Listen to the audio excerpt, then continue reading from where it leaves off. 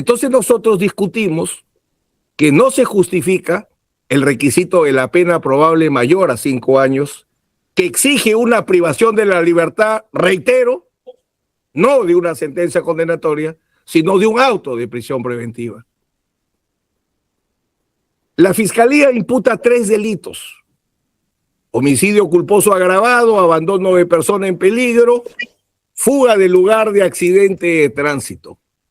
Sostiene la Fiscalía para la pena probable que hay un concurso ideal de delitos entre abandono de persona en peligro y fuga del lugar del accidente de tránsito, y plantea un concurso real entre el homicidio culposo agravado y fuga del lugar del accidente de tránsito. Materia de preguntas que usted formuló y las cuales nosotros tenemos que responder también adicionalmente al requerimiento de prisión preventiva. Hay un error de tipificación que es necesario considerar para el análisis, no de la sospecha fuerte del delito, porque no vamos a debatir sospecha fuerte del delito. Mi patrocinado es culpable. No vamos a debatir la sospecha fuerte del delito. Pero en la determinación de la pena probable sí es necesario apreciar que hay un error de tipificación. 2 modalidades agravadas tiene el artículo 111, que fueron incorporados con las leyes 27.753 y 29.439 hace varios años, leyes nada discutidas, donde se incorporan 2 figuras agravadas al homicidio culposo: muerte utilizando vehículo motorizado bajo efecto de drogas o el alcohol, y la otra figura agravada cuando el delito resulte, cuando la muerte resulte de la inobservancia de reglas de tránsito. El juez pidió precisión en las preguntas. ¿Cuál es la modalidad agravada? Y frente a la no respuesta dijo, con motorizado, motorizado. Pero la agravante no es usar vehículo. La agravante es usar vehículo bajo los efectos de drogas o el alcohol. En la imputación objeto de la formalización de investigación preparatoria, que es la que se trae al requerimiento de prisión preventiva, la Fiscalía no atribuye al imputado, muerte por conducción de un vehículo bajo los efectos del alcohol o de las drogas para discutir si el dosaje etílico tiene alguna relevancia. Por eso una cosa es la discusión jurídica y otra la mediática. En la imputación, señor juez, no va a ver usted apreciar que se atribuye este tema. Y por tanto, el hecho no podría ser subsumido en el primer párrafo del 111 o en la primera parte del tercer párrafo del 111. Muerte utilizando vehículo motorizado bajo efectos de drogas en el alcohol. La imputación es concreta. Se imputa a Adrián Alonso Villar Chirinos la comisión del delito de homicidio culposo en circunstancias que el día 17 de febrero del 2026 a 11:20 aproximadamente impactó en el cuerpo con el vehículo mayor de la placa de rodaje tal, color gris tal, marca tal, a la persona de Lisette Caterín Marzano Noguera, quien se encontraba realizando deporte a la altura de la cuadra 8 de la avenida Camino Real San Isidro, causándole un traumatismo encefalocraniano severo, lo que conllevó a su muerte minutos después en el hospital Casimiro Ulloa Miraflores. Esa es la imputación. Acá están los hechos constitutivos del delito. Acá está lo que se tiene que probar. Y acá verá usted, señor juez, qué importante es haber admitido, para que se quede constancia pública, que interesa sin duda la posición de la víctima, la importancia que tiene el informe que se ha utilizado o se ha incorporado. Porque el informe, y lo dejo como pregunta, porque mi discusión no es de tipificación, podría ser tipificado como homicidio culposo agravado porque la muerte fue consecuencia de inobservancia de reglas técnicas de tránsito. ¿Eso está imputado? Seguramente se podrá incorporar. Nadie discute la investigación. El problema es por qué en prisión preventiva. Y por tanto, sí sirve esta defensa, porque si no se incorpora a la investigación preparatoria este informe, no tiene caso la Fiscalía y el agraviado. Así que deben incorporarlo. Entonces, señor juez, entre el homicidio culposo agravado y el abandono de persona en peligro del 111 y el 126, hay un concurso aparente de delitos. Como usted perfectamente conoce, el ne bis in idem exige que un hecho, una pena. Un hecho no puede ser dos penas.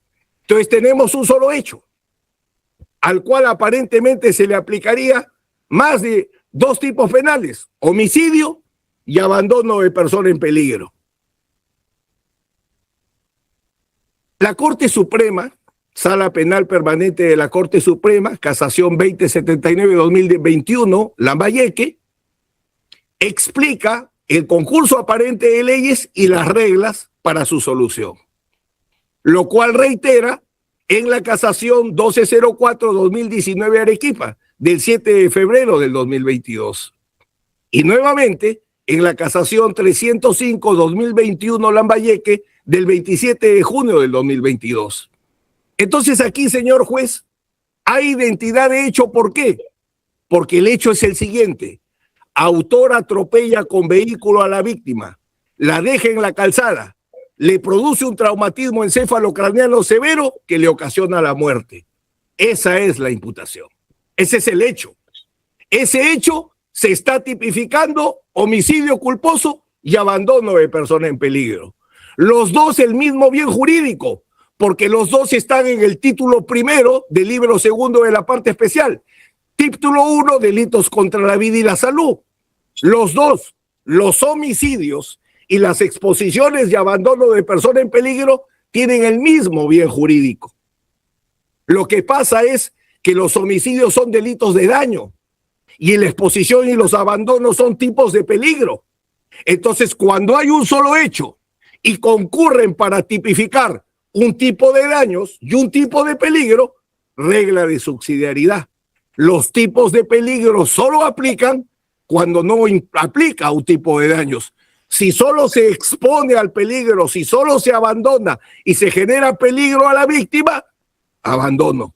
Pero si además de ponerla en peligro se le quita la vida, homicidio. Por eso es que no puede coexistir el homicidio con el abandono de persona en peligro, porque hay identidad de bienes jurídicos y la regla de subsidiariedad o de consunción incluso exige uno. Si lo abandonas y lo pones en peligro, los delitos de omisión. Pero si lo abandonas, lo pones en peligro y lo matas, es homicidio. Primero lesiono para matar, sin duda, pero no hay homicidio y lesiones. Pongo en peligro a la persona, nadie discute. Pero además de ponerla en peligro, de abandonarla, la mato. Concurso aparente de leyes. El delito más grave, porque es un delito de daño. Basta ver la pena para entender la mayor gravedad de un homicidio respecto al abandono de persona en peligro. Entonces, señor juez, hecha esta precisión, que acá hay un problema de concurso aparente de leyes no resuelto, vayamos ahora al análisis de la propuesta de la Fiscalía para la determinación judicial de la pena probable. Y mire usted, la Fiscalía le trae esta propuesta. Dice: homicidio culposo agravado, pena abstracta de 4 a 8 y aplica la regla de los tercios. Entonces dice, como acá solo hay atenuantes, tercio primero. Y por tanto, según la Fiscalía, por homicidio culposo la pena sería de 4 años por el tercio menor. 4 años. Eso es lo que dice la Fiscalía. Luego la Fiscalía dice: el delito de abandono de personas en peligro, la pena abstracta 1 a 3 años, el delito de fuga, de accidente de tránsito, pena abstracta de 6 meses a 4 años, pero acá viene el error de la propuesta de la Fiscalía. Entre el abandono de persona en peligro que la Fiscalía mantiene y la fuga de accidente de tránsito, dice hay un concurso ideal de delitos que debe prevalecer la fuga. Y es correcto, porque es la pena más grave, pero aterriza de golpe y dice: respecto de este concurso ideal de delitos, ya no aplico el sistema de tercios. De frente, la pena más grave de fuga de accidente de tránsito. De 6 meses a 4 años, 4 años de frente. O sea, en el homicidio culposo, los tercios, el tercio menor. Pero en los otros, abandono y fuga, hay un concurso ideal. ¿Cómo lo arregla? El delito más grave, y del delito más grave, la pena más grave. ¿Eso permite la ley? Ojalá se le sepa explicar a todas las personas. ¿Qué dice la ley? El fiscal incurrió en un error al trabajar el concurso ideal de delitos. ¿Por qué razón incurre un error? Porque se olvidó que conforme al acuerdo plenario 1/2023 y la casación 2061/2002, la libertad, el concurso ideal es una causal de incremento de punibilidad. Y la Corte Suprema dice, se trabaja así. Como es una causal de incremento de punibilidad, hay que reconstruir el marco de pena abstracta.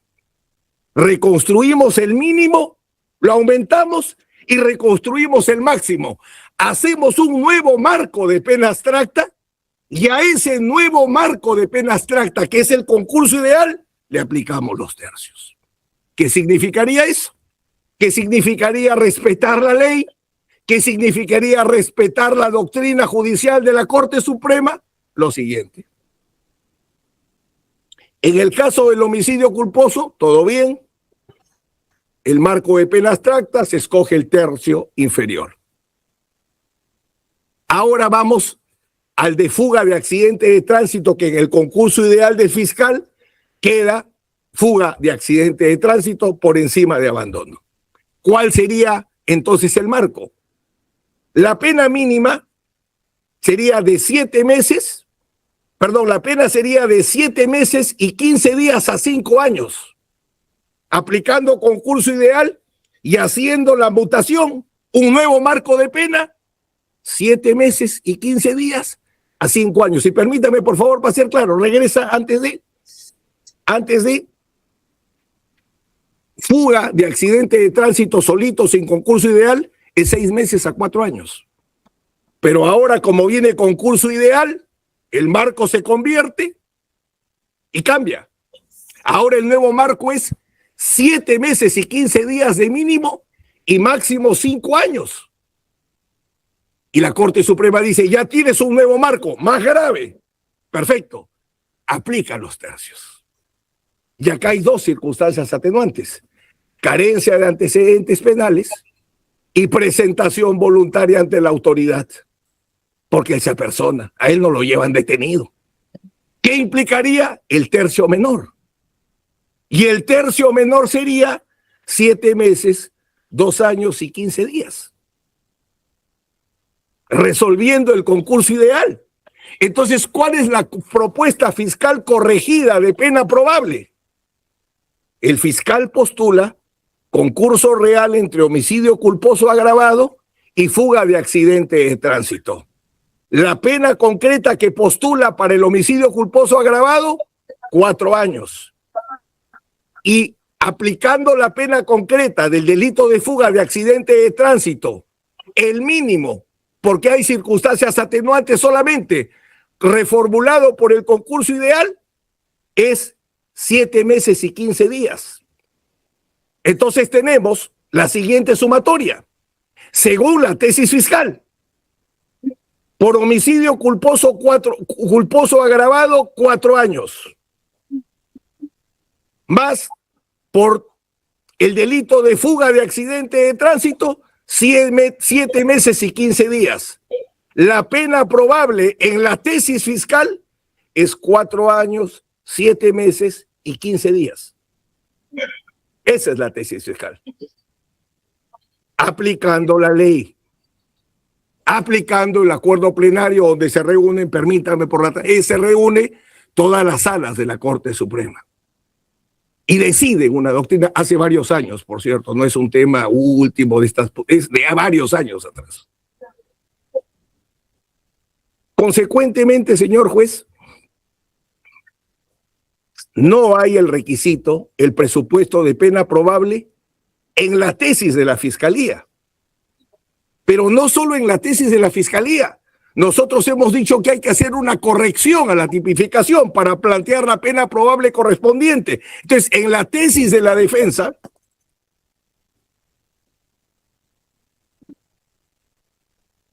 el homicidio culposo agravado siempre se mantiene y correctamente se considera que solo están las circunstancias atenuantes. Ahí no tenemos ninguna discrepancia con la Fiscalía. El problema está en que cuando se determina la pena de la fuga del lugar de accidente de tránsito en condiciones normales, así como en el homicidio culposo agravado es el tercio mínimo, lo mismo es en la fuga. Hay dos circunstancias atenuantes, no hay agravantes, y las atenuantes siempre son las mismas: carencia de antecedentes y apersonamiento ante la autoridad.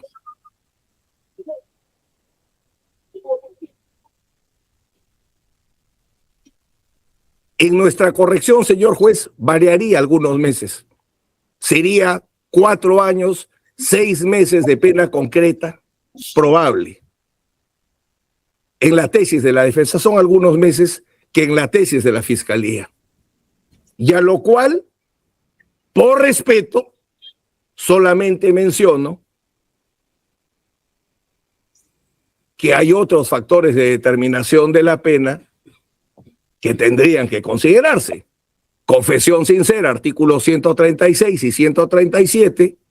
La terminación anticipada, disculpe usted que he omitido ahí el artículo, como no han almorzado acá todos se han olvidado del artículo, de la terminación anticipada, y la suspensión excepcional de la ejecución de la pena del artículo 57, segundo párrafo del Código Penal, que el Acuerdo Plenario 1/2019, la principal doctrina en esta materia, dice que al analizar la pena probable, el juez tiene que considerar todos los mecanismos, todos los factores de reducción de la pena que eventualmente podrían ser considerados en una sentencia.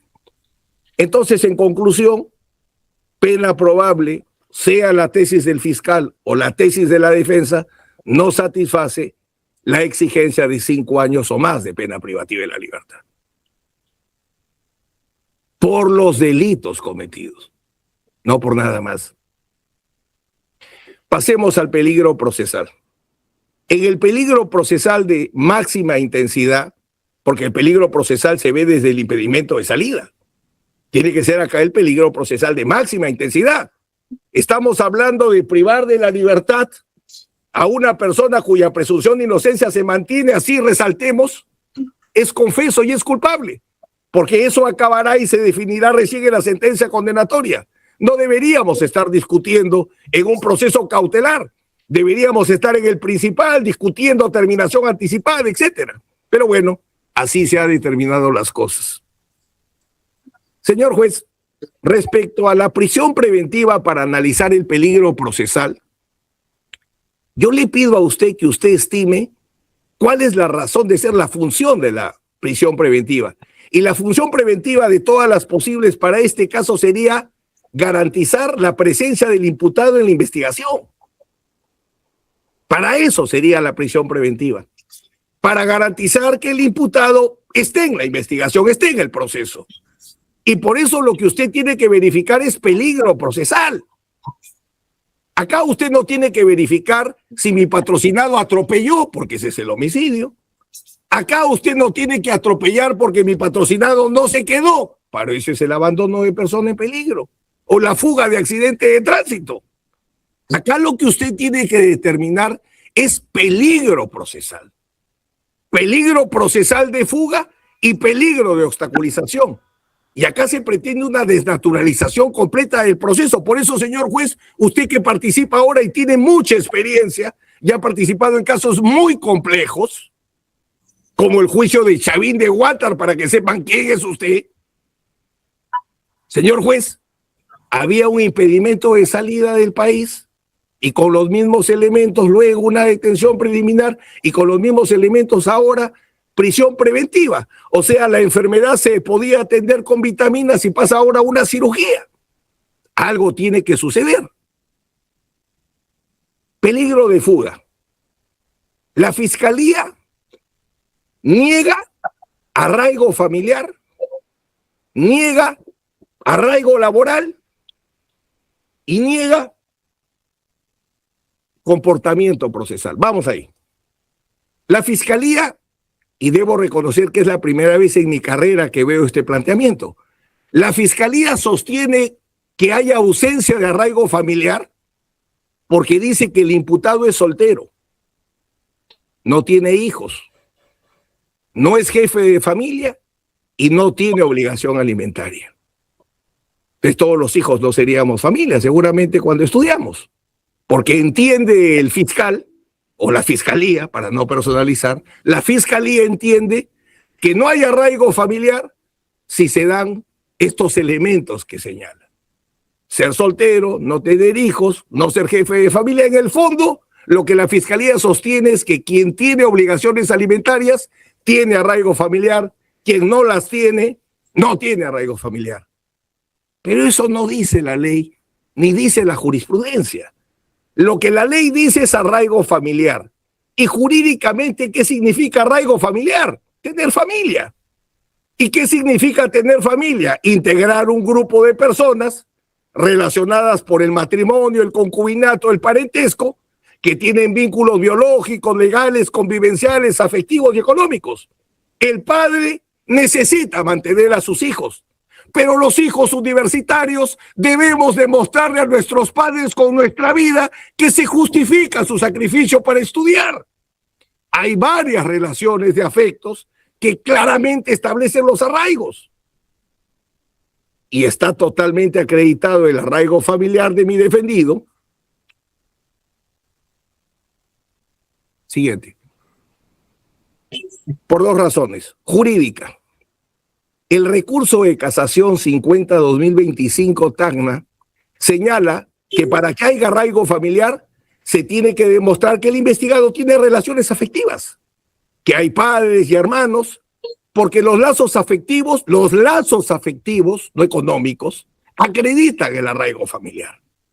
Y en el auto supremo desestimatorio de requerimiento de prisión preventiva del juez supremo de investigación preparatoria, 20-2022-3, lo mismo, dice, la condición de soltero y la falta de carga familiar per se no justifica sustentar un peligro de fuga. Si no, todos los estudiantes universitarios tendríamos peligro de fuga. Mi primer solo gané con mi título profesional. Como todos los protagonistas de estos dramas, hemos vivido y vivimos por el esfuerzo de nuestros padres, y por eso comprendo todo lo que debo comprender también. Y eso se repite en todas las casaciones, en la casación 50-2025 Tacna, la casación 11-45-2018 Nacional, otro auto supremo desestimatorio del requerimiento de prisión, todos sostienen lo mismo. El arraigo familiar, que no es un hecho controvertido, señor juez, porque la fiscalía no niega que mi patrocinado tenga un padre, Rubén Villar Frotlets. Sería imposible que lo diga y además no lo niega. Tampoco niega que tiene una mamá, Marcela Chirino Sayala, y que tiene mi patrocinado una hermanita de 4 años. Lo que la fiscalía ha razonado es que si mi patrocinado no mantiene la casa, no tiene arraigos, pero los integrantes no los discuten. Por tanto, le diría que el arraigo familiar no es controvertido. ¿Qué prueba el arraigo familiar que hemos agregado? DNIs, fotografías familiares. Pasemos al arraigo domiciliario, porque acá en el arraigo familiar solo hay que analizar si usted comparte el criterio que si yo no tengo obligaciones alimentarias, no tengo familia. No creo que nadie sostenga eso. Pero pasemos al arraigo domiciliario. También la fiscalía desconoce el arraigo domiciliario, porque la fiscalía dice acá los domicilios no están muy claros, los papás, cada uno tiene su domicilio, pero acá hay un tema concreto. En el DNI, señor juez, primero, el arraigo domicilio, ¿cuál es el domicilio de mi patrocinado en la investigación? Avenida Jorge van der Heem, 135, departamento 201B, Miraflores. Ese domicilio no está aprobado, vamos viendo. El DNI quizás le causó error al señor fiscal, porque en el DNI por error, en vez de poner 201, se pone 301. Entonces quizás ahí dijo, puede haber un problema. Pero hemos acompañado el correo de la constructora, donde la constructora, cuando se hace el edificio, dice, inicialmente iba a ser 301, pero termina siendo 201. Y por eso, señor juez, en el certificado domiciliario notarial, bajo fe registral, el viernes 20 de febrero, se establece el domicilio que sostenemos. Y algo más importante o tan importante, hay un acta de verificación domiciliaria policial. O sea, la Policía Nacional del Perú, el investigador, dice que mi patrocinado tiene como domicilio el que se postula. Entonces la pregunta sería, si la policía dice que es el domicilio, ¿qué duda le podría caber al fiscal? Si no fuese suficiente, señor juez, está la declaración de mi patrocinado, donde también señala el domicilio. Y si cabiese alguna duda, está el acta de detención de donde lo han detenido, de su casa. Entonces no entiendo por qué la fiscalía desconoce arraigo domiciliario. Dice la fiscalía, son familias separadas, los padres, por cierto, aunque eso no separa a la familia, eso afectará el matrimonio, no la familia. Pero bueno, no voy a explicar el derecho de familia, el matrimonio, el parentesco, etc. Lo cierto es que si hubiese pluralidad de domicilios, la Corte Suprema hace mucho tiempo ha definido que la pluralidad de domicilios no afecta, no niega el arraigo. Sala Penal Permanente, Casación 420-2024 Nacional. Hace mucho tiempo la Corte Suprema ha dicho varios domicilios no afectan, no generan peligro de fuga. El arraigo estudiantil, señor juez, porque mi patrocinado trabaja como estudiante universitario. No creo que nadie discute, todos somos universitarios si tenemos que trabajar cuando vamos a la universidad, no quizás más que otras partes. De repente hay gente que estudia más en la universidad que luego. Ya no estudia. El arraigo estudiantil determina, y hemos acreditado, acá debo señalar que el fiscal no es que lo haya negado, tenía razón, decía, no se han aportado elementos. Mi patrocinado es alumno de la Universidad del Pacífico, como era la víctima, y por tanto ambos pertenecieron probablemente a la mejor universidad del Perú. Yo soy de la de Lima, pero reconozco la exigencia de la Pacífico. Para ingresar a la Pacífico hay que aprobar el examen. Para otras universidades, si el número 1 saca 10, ingresan todos. La Pacífico no. Si usted no saca buenas notas, nadie ingresa ese año. Nadie puede discutir sus condiciones. Bueno, mi patrocinado estudia en la Pacífico. ¿Cómo lo acreditamos? Está en el 8º ciclo, incluso con cartas de bienvenida de prácticas profesionales de una empresa que, como usted imaginará, al día de hoy ha perdido, ¿no? Y era una empresa importante, porque era un alumno de la Pacífico.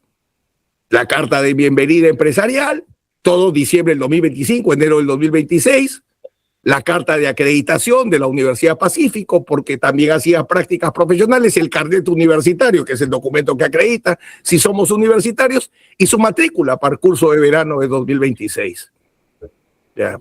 Creo que nadie podría cuestionar que hay una actividad que también es un arraigo, porque tienes que estudiar en la universidad. Y ojalá el destino se lo permita. Y el arraigo social, mi patrocinado no tiene antecedentes, señor juez. Nunca antes ha tenido siquiera una infracción. Es un joven honesto que cometió un gravísimo error y fue envuelto en una tragedia, pero su vida es limpia. Excelente alumno, incluso deportista. Pertenecía a la selección de básquet de la Universidad del Pacífico. Por tanto, los arraigos son importantes para evaluarse tanto para la pena probable como para la ausencia de peligro de fuga. Pasemos al concepto más importante, porque finalmente el peligro procesal es una proyección de conducta. Peligro de fuga, peligro de obstaculización, que significa que el juez pronostica ¿Cómo será la conducta de la persona en esta investigación, en este proceso, en este juicio? Entonces la Corte Suprema bien dice, en su Acuerdo 1/2019, que el más importante de los conceptos es la conducta del imputado, y ahí me centro para luego pasar a proporcionalidad y termino.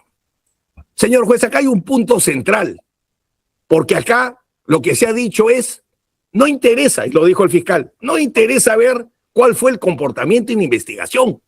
Lo que acá hay que ver es qué pasó después del delito.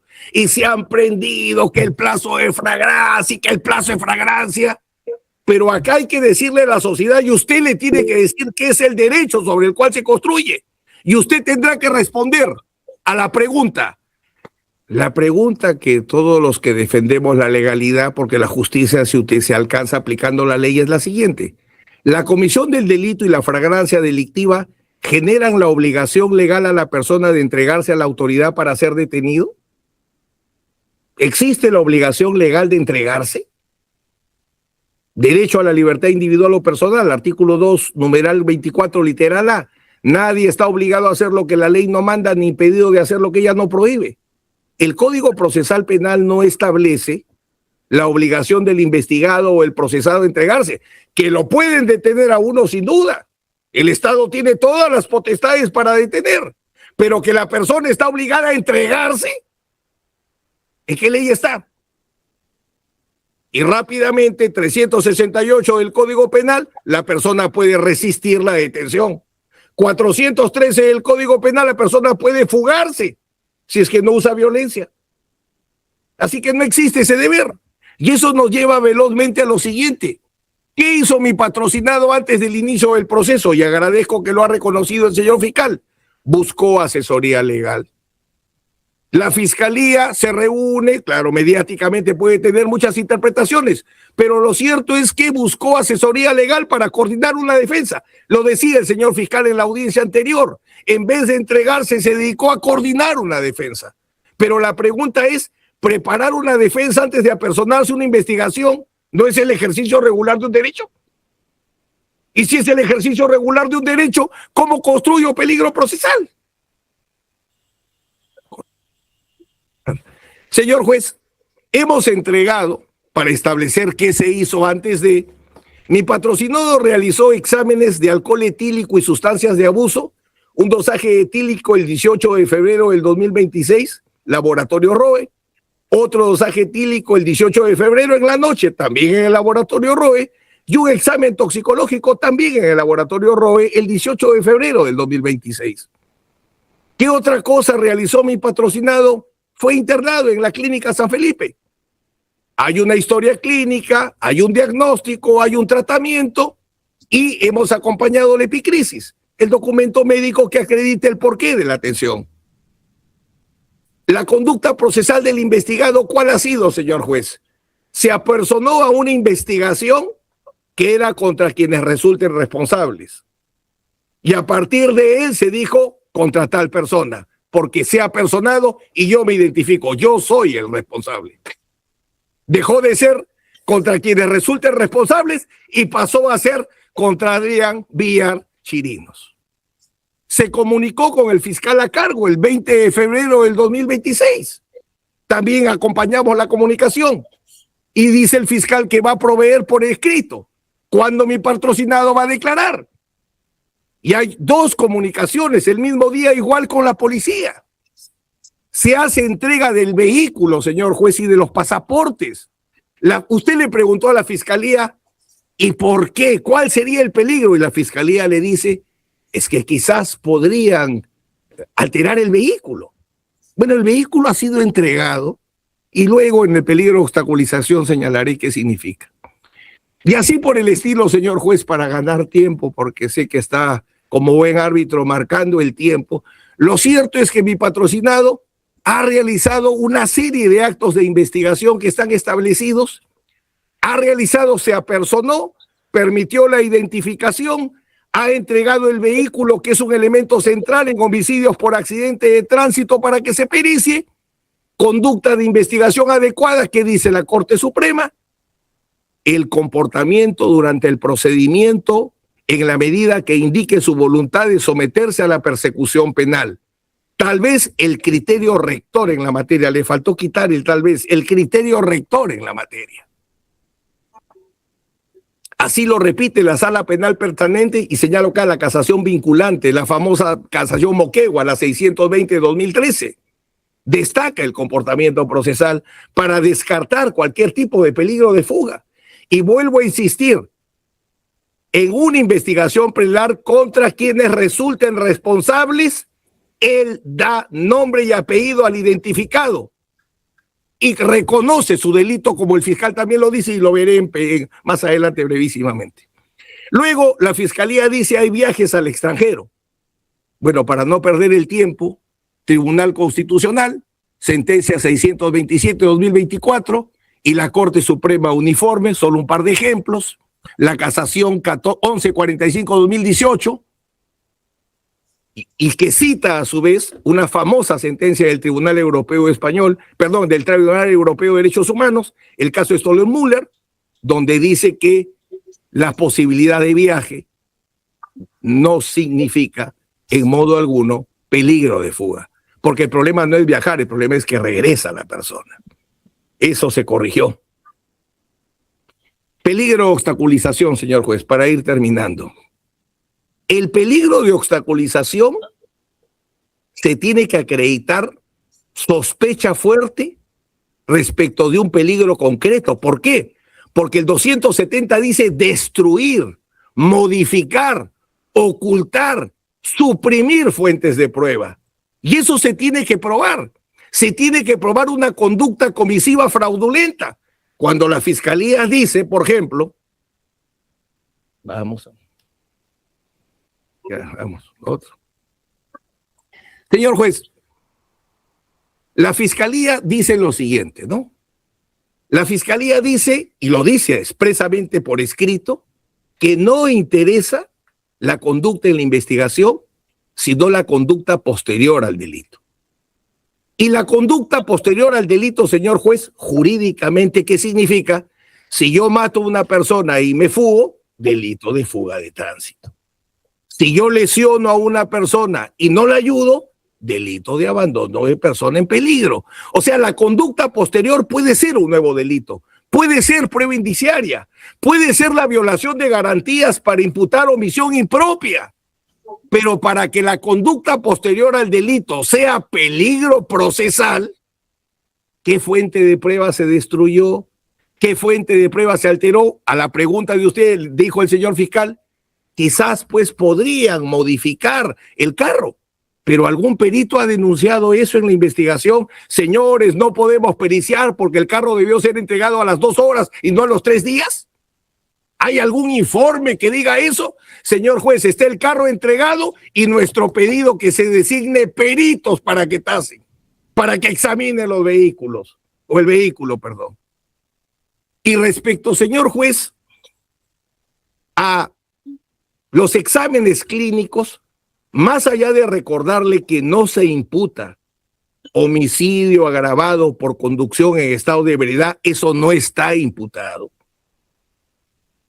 Más allá de afirmar eso, como ya lo expliqué, solo quiero remarcar que los exámenes, señor juez, respecto a la intoxicación de las personas, están regulados en el Código Procesal Penal. Se llama la institución medidas de búsqueda de fuentes de prueba con afectación de derechos. Y en ninguna parte del Código Procesal Penal se dice que los exámenes toxicológicos solo los saca la policía. En ninguna parte. Del Código Procesal, ninguna. Se trata de prueba científica, que no es para que se determine, simplemente para darle algún significado a lo que se discute. Laboratorio ROE, especialista en análisis clínico, certificada con la ISO 9000-2015, reiterada en el 2022. No voy a analizar ahorita quién tiene mejor método de investigación, corresponde, por cierto, pero es un examen totalmente válido para el principal, no para discutirlo acá, porque, insisto, no se imputó ni se construye sobre esa base este caso. Termino con la proporcionalidad muy breve, señor juez. Estamos dejando para que se razone cuál fue el peligro que se planteó en el impedimento de salida, en la detención preliminar, y ahora se postula para la prisión preventiva. Señor juez, por ejemplo, dice el fiscal, ¿no? Demostró inhumanidad porque dejó a la víctima. Ya estaba en el impedimento de salida. Refiere que no se presentó a la investigación en el minuto 1 porque considera que hay un deber. No discuto moral, ético, legal. También estaba en el impedimento. Todo lo que plantea como peligro de fuga estaba en el requerimiento de impedimento de salida, señor juez. Entonces, como ya se dictó la medida cautelar, ¿qué exigiría la proporcionalidad? Que se determine por qué el impedimento de salida fue insuficiente. ¿Por qué no sirvió? Y usted va a ver, señor juez, que no hay un párrafo, una línea que diga el impedimento de salida no sirvió y por tanto hemos tenido que ir a algo mayor, salvo la presión. No hay otra explicación, porque usted cuando compare los autos, es el mismo caso.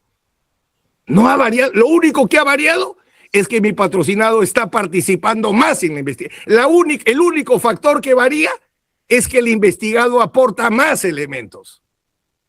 Participa más en la investigación. Eso es lo único que ha variado desde el primer día hasta el día de hoy. Seguimos, señor juez, en este punto. Señor juez, en conclusión, nosotros entendemos que hay una responsabilidad que asumir, pero en el principal. Ahí es donde se tiene que determinar los factores de determinación de la pena. Entendemos, y con esto concluyo, que para que se dicte una prisión preventiva en el ámbito de la proporcionalidad, no solo tendría que explicar si no se ha explicado, porque eso se hace por escrito, por qué el impedimento de salida no sirve, porque incluso hasta la pena grave también estaba cuando se dio el impedimento de salida. No se ha variado la tipificación. Pero hay algo central, señor juez. ¿Por qué no la comparecencia? Entre el impedimento de salida y la prisión preventiva está la comparecencia.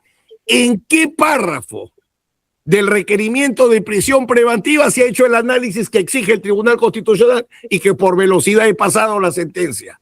¿Quiere establecerse prisión preventiva proporcional? Porque la comparecencia con restricciones no es suficiente. ¿Por qué la medida cautelar que usted pidió y se le dio no es suficiente? Eso, señor juez, no está determinado. Entonces, si no hay pena probable, no hay peligro procesal y no hay proporcionalidad, la verdad y la justicia, como corresponde a un país que es un Estado de Derecho, se define en el proceso penal.